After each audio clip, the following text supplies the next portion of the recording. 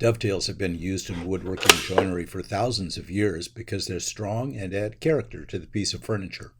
The two most common styles are through dovetails and half-blind dovetails, and with this half-blind dovetail system, the PantoRouter can now do both.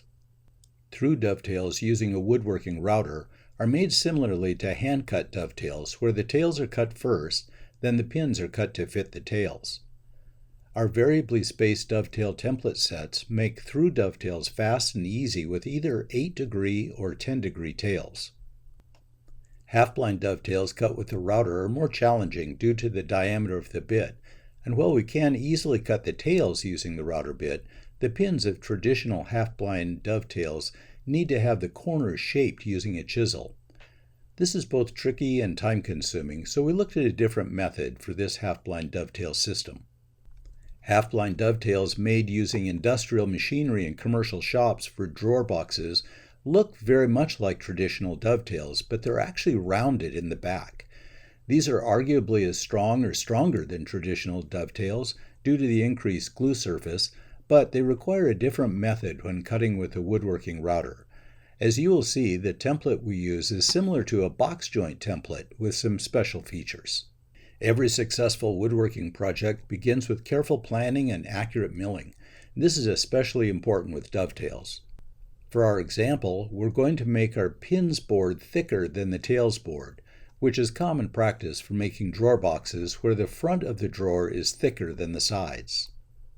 For simplicity's sake, we're going to use fixed space dovetails in this example, but since our templates are segmented, they could easily be variably spaced for a more decorative effect.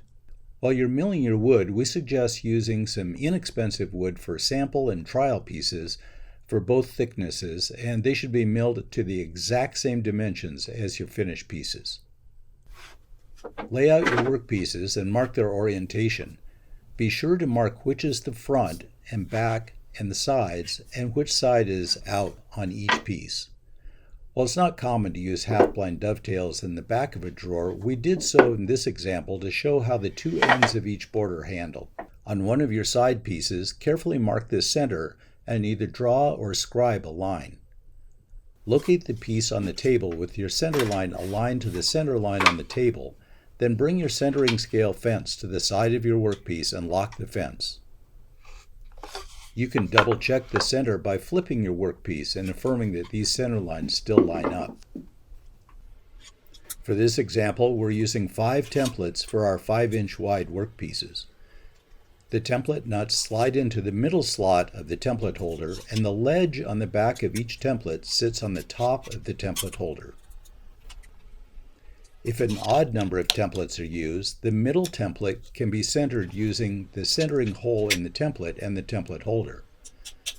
If an even number is used, place the 6mm guide bearing shaft in the center hole of the template holder and push 2 templates together on each side of the guide bearing shaft, making sure that the 2 registration tabs are contacting and the ledge of the template is sitting flat on the top of the template holder. Set the template holder height using the setup gauge included with the half-blind dovetail set by resting it on the thickness gauge and dropping the template holder to contact it. This height gets set just once and will remain the same for cutting both the drawer front and the drawer sides, or both the pins and the tails. The half-blind setup gauge has an embedded magnet, so it can be stored on the PantoRouter protractor or any other steel surface. Assemble the half-blind front stop as instructed in the half-blind assembly guide, then install the front stop in the front table slot so the registration ledge is up. The front stop should be roughly centered on the table center line, and then you can tighten both knobs. Slide the half-blind clamping jig onto the table with the nuts in the 3rd and 6th table slots. Then place your drawer front test piece on the registration ledge and slide the clamping jig forward until it contacts the workpiece. Carefully align the edge of the clamping jig to the centering scale fence and the drawer front workpiece to the front stop, then snug the screws to hold the clamping jig securely. When clamping your workpiece to the half-blind clamping jig, the outside show face always goes against the vertical surface of the jig. When clamping the drawer fronts vertically, it's important to use clamps with low-profile heads so they don't interfere with the dust collection hood while cutting. The PantoRouter T-Track clamps do work, but we find the lever is sometimes awkward to use. In this case, we're using Microjig brand match-fit dovetail clamps, and we find this configuration works best. It's important to clamp from both sides, and it's important that one side is clamped pretty low on your workpiece and the other side a little higher. With the workpiece now securely clamped, loosen the 2 thumb screws and remove the front stop from the table completely. Chuck the 10-degree dovetail bit in the router and place the 6mm guide bearing shaft through the router arm and into the centering hole in the middle template. Slide the pantograph forward until the bit contacts the front of your workpiece, then lock the back depth stop. For most half-blind dovetail operations, the depth of cut will be equal to the thinner of the 2 workpieces. In this case, our simulated drawer sides are thinner. Since we've milled them to 1/2 inch thick, we can use the half-blind setup gauge to set the depth of cut. Now insert the 10mm guide bearing in the pantograph arm and rest the guide bearing on the center notch of one of the templates, then lock the guide bearing in place. With the guide bearing resting on the center notch, the router bit should be completely below the bottom of the workpiece. When you slide the guide bearing up into the template, the guide bearing should be contained within the template slot before the bit makes contact with the bottom of your workpiece. Starting on the side opposite the operator, plunge the router all the way forward to the front stop, then guide the guide bearing into the template slot and gradually raise the bit to cut your first pin. Be sure to go all the way to the upper stop in the template slot, then follow the operator side of the slot with the guide bearing down and then into the next template. Continue this motion to cut all of the pins in your test drawer front. When you're happy with the result, repeat the mounting process on the half-blind clamping jig for your pins workpiece. Routing wood is a subtractive process, so every pass you make with a spinning bit will shave material. Best practice is to make each of your cuts exactly the same. If you make a single pass up and down on one cut, do that for all of your cuts. If you go up and down twice, do the same for all. When cutting the opposite end of a board, remember to rotate the board, keeping the same face against the jig.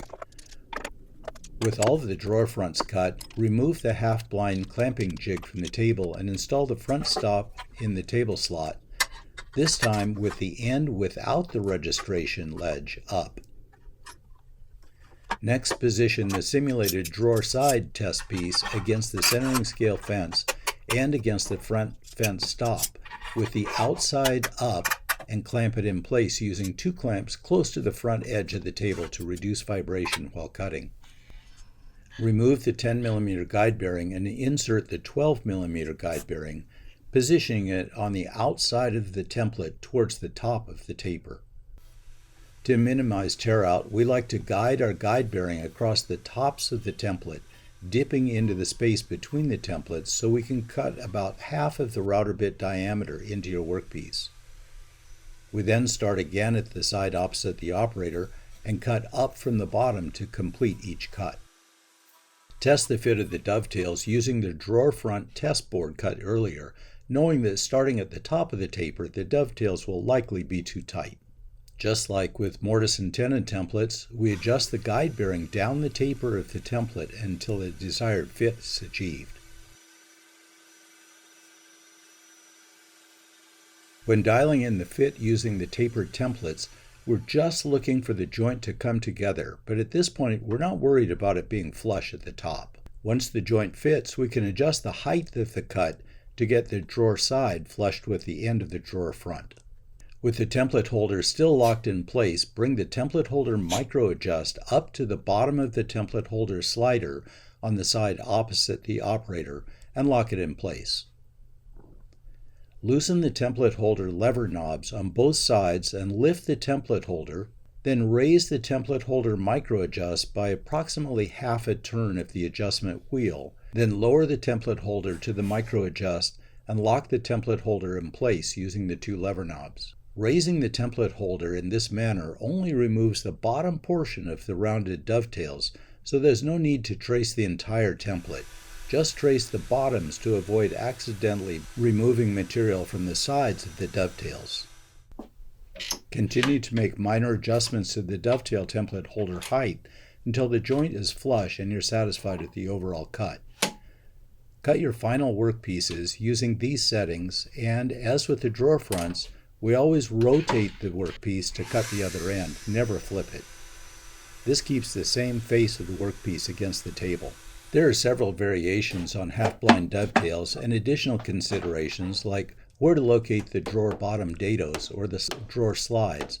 We'll get to those in another video. We hope you enjoy using this half-blind dovetail system, and if you'd like to watch us assemble the half-blind clamping jig, please stick around for another few minutes. Happy PantoRouting!